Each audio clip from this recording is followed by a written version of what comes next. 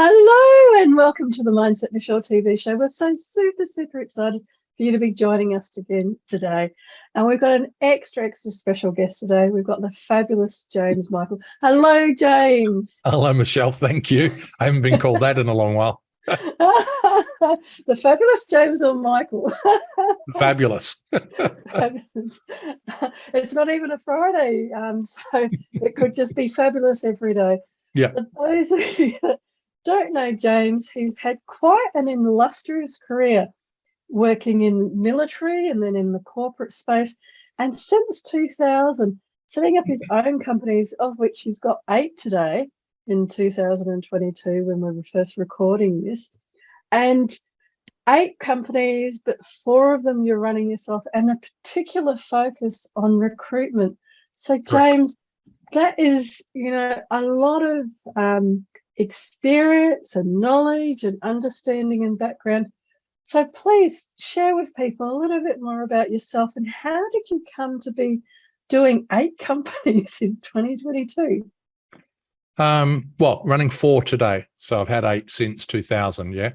It's a really good question, Michelle. How on earth did I get here? So I'm a 59-year-old white male, Capricorn with an Aries rising. I like long walks. I know that's another podcast. I'm somebody who has probably been somewhat adventurous from a younger age. So I was raised in the wheat belt in WA, got out of there as quickly as I could and got into the military. And, one of the things that the military taught me to do was how to take calculated risks. And that probably seems to have been the common theme for me as a consequence afterwards.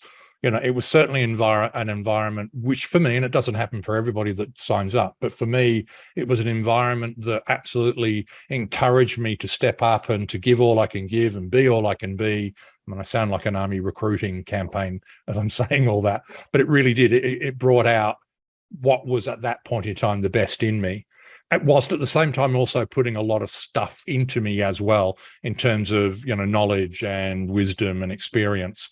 And that seemed to kind of follow through, and I think as I think back on that absolutely was formative for me, because what I learned in that environment was what it was that human beings are capable of doing and being.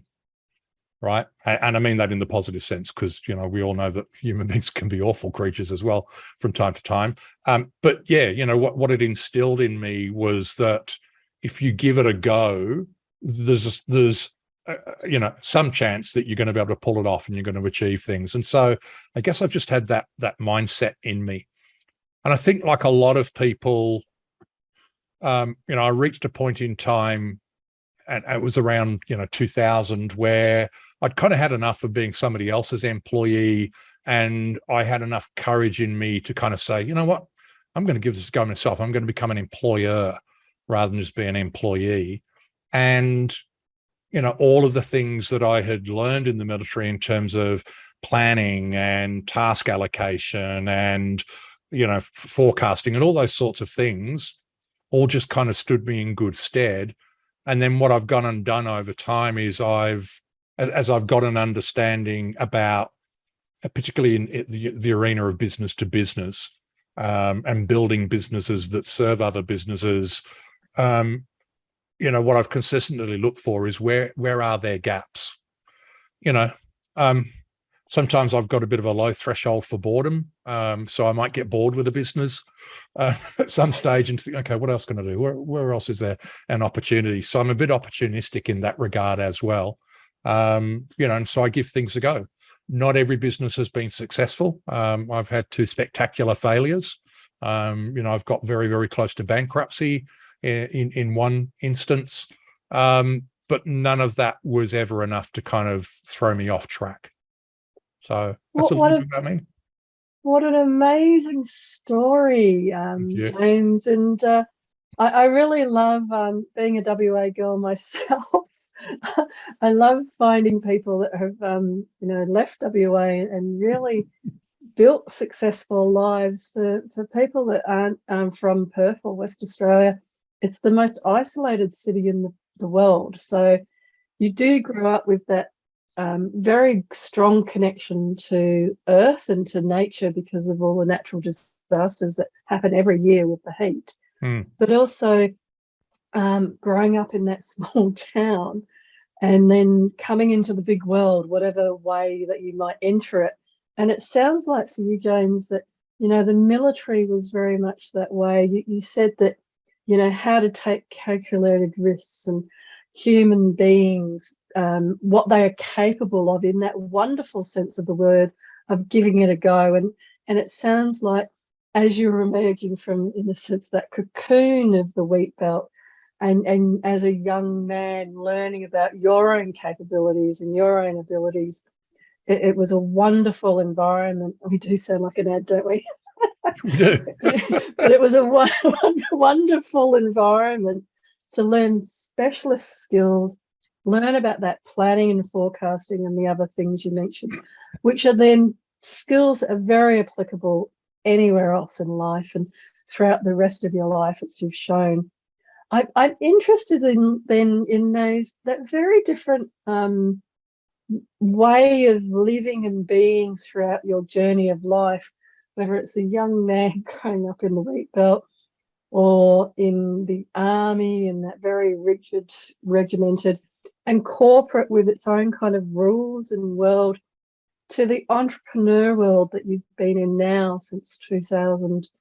And with that, you know, being a different person, kind of reinventing yourself in these different worlds, what would you say now you say is success for you after that very extensive experience? Look, I'm a very big fan of Jim Collins' book, Good to Great, which I don't know, you know, how many people in the audience will have heard of. But, you know, in that book, Collins basically talks about a series of businesses, which at the time he began his research, which went over a 15-year period, each of them were what we might describe as good businesses. Some of those went on to become great businesses, and then their counterpart disappeared. And as he worked out what the formula was behind the journey from good to great, the underpinning piece of all of this, and you'll immediately, you know, get the connection back to the military, was it's about disciplined people applying disciplined thought and taking disciplined action. And what I've found is it doesn't matter, you know, yes, obviously that was important in the military, but it was equally important in corporate, and, you know, and Collins was certainly describing the rise and rise and rise of corporates. But it's also been equally important here in entrepreneur land. You know, I think a lot of people mistakenly think that entrepreneurs are having a million light bulbs a day and they're constantly, you know, either innovating or ideating and all that kind of thing. And you know, an idea that is not well planned, not well thought out, and not well executed remains an idea that doesn't, you know, turn into anything solid and sustainable. So for me, the underpinning of disciplined people applying disciplined thought and taking disciplined action has always been important. I think, though, for me in particular, you know, I've done a number of assessments. I've also got a behavioral psychology background, and I've undertaken a number of different assessments over the years. One that really, really struck me, which I did, I don't know, it was probably 25 years ago now, revealed that I'm 2.5 times more inclined to take risk than the average person. Right. And I've got a little mantra that goes along the lines of life is a risk. In fact, it's so much of a risk, I know for a fact I'm not going to get out of it alive. Right. So by comparison, everything else is a breeze. Right. What am I really risking as I try something? I'm not going to lose my life over it. I know I'm going to lose my life eventually. So just do it. Right. But this is an interesting, if I just unpack then some of the concepts around what you're seeing as success is it's that disciplined approach to whatever area it is that you're doing in your life. So that discipline around the thinking and the actions and the planning. So that is what success means to you in a sense, that journey. And I'm loving this because it's about the journey of how you're going along, whatever it is that you're in life. And it's quite a juxtaposition that the leadership testing showed that you were 2.5 times more likely to take a risk. And your first formative career was in military that was teaching you about how to take calculated risks. So I love how your natural personality, you then attracted something that was going to show you how to do it in a very planned and methodical way. Yeah, absolutely. You know, I'm a man of mantras, so you know, I'll probably be throwing a few more quotes out through the conversation. But one that comes to mind right now, and again, a lot of people may be familiar with this. So Ray Kroc, you know, the founder of McDonald's, had a phrase which, and I don't know if this is word perfect, but the essence of it was, if you've got a problem, make it a procedure, and it won't be a problem anymore. Right. And for those of us that have frequented a McDonald's, certainly in the days when you used to actually get served at the counter, less so these days when you're only served by an electronic screen. But, you know, you would go to the counter and we all used to have this joke. Do you want fries with that? Do you want a shake with that? You know, we always used to joke about that. But that was the procedure the kids had been taught to use. You'd hand over a $20 note to pay the bill, and the kid would say, from 20. That was the kid acknowledging that you'd just given them a $20 denomination note, and therefore they were thinking about what change they were going to need to give you. You know, sometimes I might go to Kmart, less so these days, but I would go to Kmart and, you know, I'd hand over a $20 note and the kid would say from 20. I would know that he or she had been McDonald's trained, right?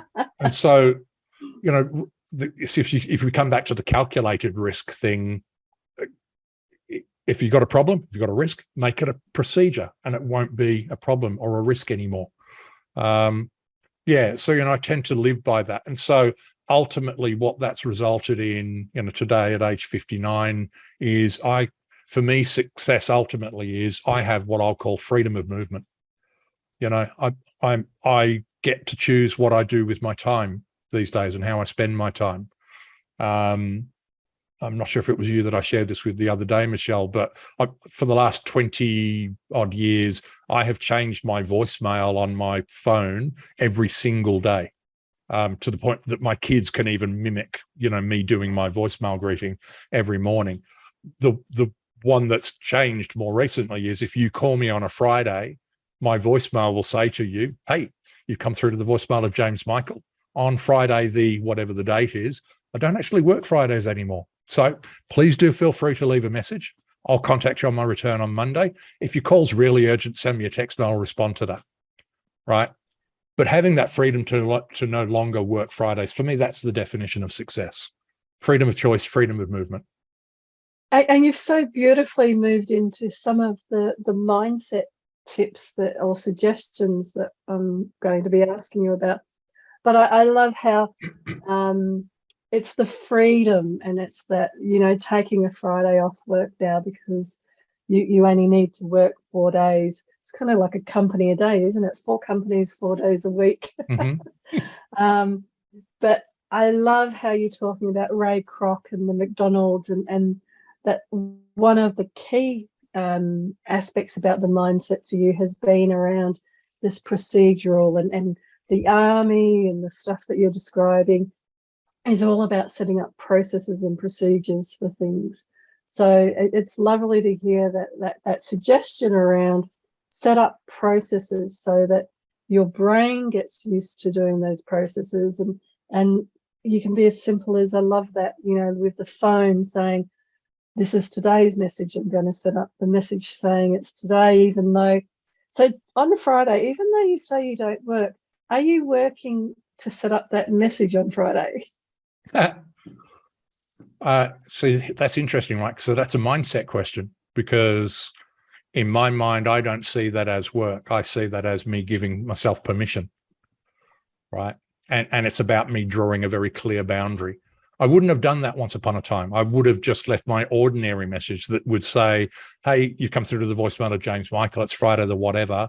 I can't take your call at the moment because I'm currently either in a meeting or on another call. So please do leave a detailed message and I'll contact you shortly. So I did that for quite a while, even though I'd begun to wind down not working Fridays, because I was, I don't know, I guess in some ways concerned about people thinking, what? He doesn't work Fridays. What? You know, whereas now I'm very comfortable about the fact that I'm giving myself permission to absolutely take that Friday off first and foremost. But I'm also drawing a line in the sand. I'm making it very clear to people what my boundaries are. You know, and I'm not trying to do that in an obnoxious way, but I'm trying to do it in a way that, you know, continues to honor the commitment that I've made to myself and others as to how I am spending my Friday. You know, if I don't make that clear to my clients, chances are they're going to ring me 3 or 4 times that day because they think I'm in a meeting that might end soon. That's so true. I think, you know, the whole 4-day work week is actually another really good example where there's that shift towards that focus on lifestyle, and in the entrepreneurial space, which is what you're reflecting, not just in the corporate world or the corporate environment as well. But I really appreciate how gently you're sharing around your process of permissioning yourself to say, okay, I'm not going to pretend anymore, because in some ways there has been that little bit of pretense, I think, for entrepreneurs, businesses, whatever, because of people's reactions possibly to, you're only working 4 days. Whereas now it's such a beautiful thing in a way, because everybody's so much more aware of mental health and well-being and wellness, that saying, I'm working 4 days and I'm sure you work very hard and very long hours. And then on Friday, permissioning yourself to say, okay, I deserve the day off. I'm going to go do thinking time, house time, whatever it might be. But it's that boundaries, like you're saying, and that delineation between I've worked very hard and now I'm going to go and use this as creative time and perhaps come up with the new business or the new whatever, but it's whatever you want to do in that time. Yeah. I mean, ultimately, you know, it's that, I think, age-old question, Michelle, of what am I working for? Right. And I'm 59. Do I still want to be slogging away at this end of my life? No, not really. Now, I know not everybody has that luxury, right? Not everybody's necessarily enjoyed the success that I've enjoyed. So some people don't necessarily get that choice. But if you have the choice, you know, and if you sit back and say, what am I actually working for? Am I working because that's what's expected of me, because that's the norm and that's the routine? Well, that's not me. And, you know me well enough to know that I tend not to want to conform if I can help it.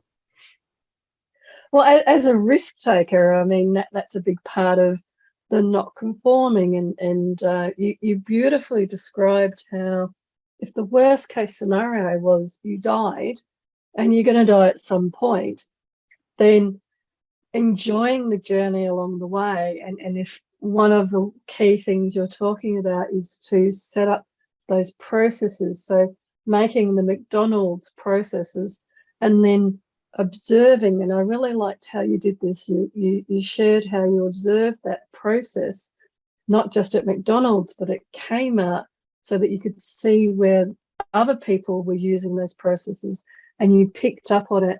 And this again is how to keep building and expanding on that success, whatever the business your own or working for somebody is.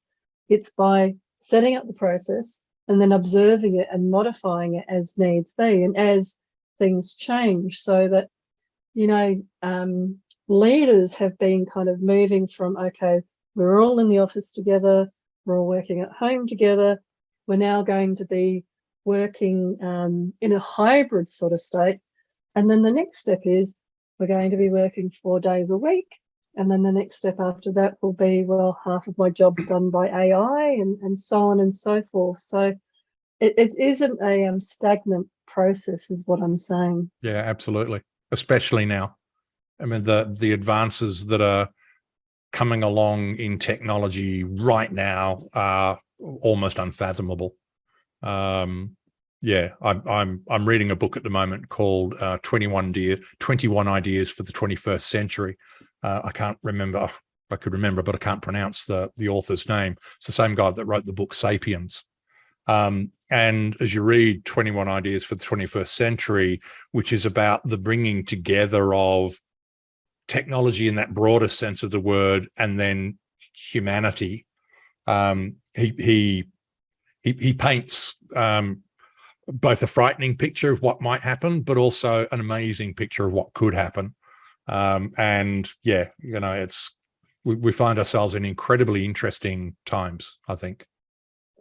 Yeah, and I think that this is where I like to come back to some of those fundamentals, because I think, whether it was Henry Ford setting up the production process with the motor car, or Ray Kroc setting up, processes and making a hamburger and doing that customer service of that type. Some of those key elements, even like saying from 20, so that the person was telling themselves and telling you that they are aware of what was happening in that transaction. Yep. As opposed to many very disinterested looking people doing customer service. And it's not necessarily their fault. It's just that much of their task has actually become so transactional that there isn't that even element of interaction for their brain in the transaction. It's just, processing, or, waiting for the light to go off if it's a self-serve, and then they go over and flick their card. And, there isn't really that, there's no process training that they're going in of, I'm flicking my card so that they're telling you what they're doing. They just do it. So it's fascinating, isn't it? All of that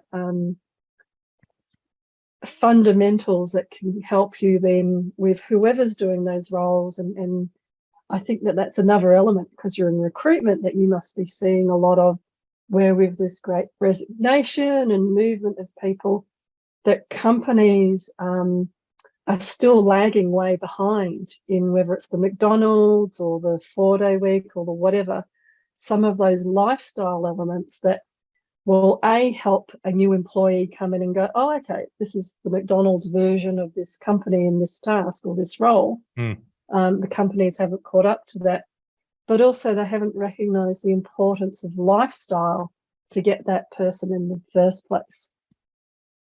Yeah, absolutely. It's interesting. There've been some absolutely tectonic shifts that have occurred, certainly even in my lifetime, right? As we came to the end of the 20th century, and humanity tends to do this at great moments in time. And sometimes a great moment in time is simply the ticking over of a clock, right? So as we went from December 31, 1999 to 1 January 2000, that was a momentous occasion, which, and the lead up to it, and for a good number of years afterwards, it causes us as human beings to kind of reflect and say, okay, so how far have we come? Where are we today? And where are we versus where we hoped we might be? And what does the future actually hold? And what does it look like? And so we get very, very kind of navel gazy. And, we were just starting to come out of that then when, 9/11 happened. And, with 9/11, the ripple effect of that in terms of causing people to really, certainly in the Western world, fundamentally question, my God, what does our world look like now? What does our future look like? And out of that was born, interestingly, a massive shift in the kinds of houses we wanted to live in. We started buying homes that had indoor cinemas, the media room. We started buying massive, great big barbecue sets and outdoor wine bars and all those kinds of things. We no longer wanted to go out because out there was scary, right? And so it's what I describe as back to the village. And so that was an outcome of 9/11. So, we start to then get some more momentum on, and we had the GFC. Again, cataclysmic worldwide, really stopping and making us think, what the hell does the future hold? We start to come out of that, COVID. We start to come out of that, and now there's talk of a global recession, and there's a threat every second day from Putin about nuclear war. Down here, of course, we're talking about the Chinese threat, et cetera, et cetera. there's been some absolutely cataclysmic or almost cataclysmic events, the number of which kind of stagger me when I kind of, when I think about it in that way, through which we've all had to persevere and continue and keep on keeping on. And the likes of you and I have had to keep, faith in the vision, faith in this thing that we're pursuing. Not quite sure where I'm going with all of that, but it's a wonderful, wonderful insights, and thank you so much for sharing those insights, because I think in a very interesting and gentle way, you were again sharing about those tectonic shifts. So whether it was 2000, 9/11, the GFC, and then the pandemic. What I would say, if I look at it in a longitudinal sense, is you picked up on it very brilliantly. It's that move back to the village, and it's moved back to your local community, which COVID was another seismic shift, if you like, where your local village can now actually be online. It can be people that share the same values, but they might not live next door to you or something like that. Yeah. And I do know we could talk for many more hours, but I think the key of that is, again, coming back to, well, what is the mindset then? So even if I can connect to everybody that's got blue eyes, for example, or like I have set up a group on Facebook for Michelle's with 1L. So I've got this community, a global community of Michelle's with 1L. But it's, thinking through, well, what does that mean, and what am I going to do with the community and stuff like that?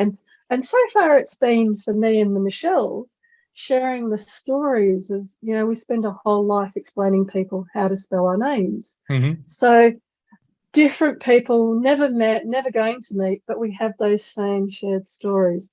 So I think as that mindset for success, and that looking for setting up the processes, that those tectonic shifts and those changes that are going to keep happening faster, mean that it's even more important to find those tribes, to build up those networks, and to really hone in, like you again beautifully shared.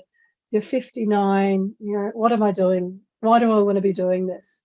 I don't want to be working 7 days a week, 14 hours a day at this stage. So what is important? So it comes again beautifully around to that lifestyle question. Yeah, absolutely. So James, if people wanted to talk to you, because you're actually in recruitment, I don't know how much we've talked about recruitment today, but if people are in recruitment, or even if they wanted to talk to them about 8 companies, the success and failure with some of those companies, then I know that you've so beautifully offered to talk through and explain some of your experiences with people.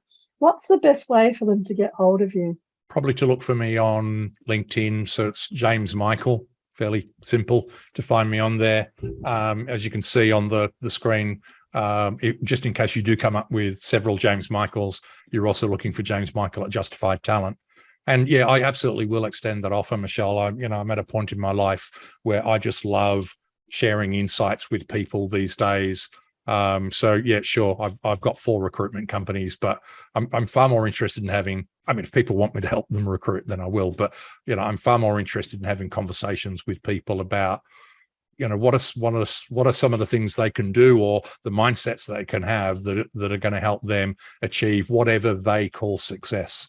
So yeah, look me up on LinkedIn, hit me up. I'm more than happy to have a chat on Zoom or over a phone or whatever the case may be. Fabulous, and thank you. That's such a very generous offer. And if you were sharing that extended generosity to yourself, what might be some of the fabulous advice that you might give to your younger self?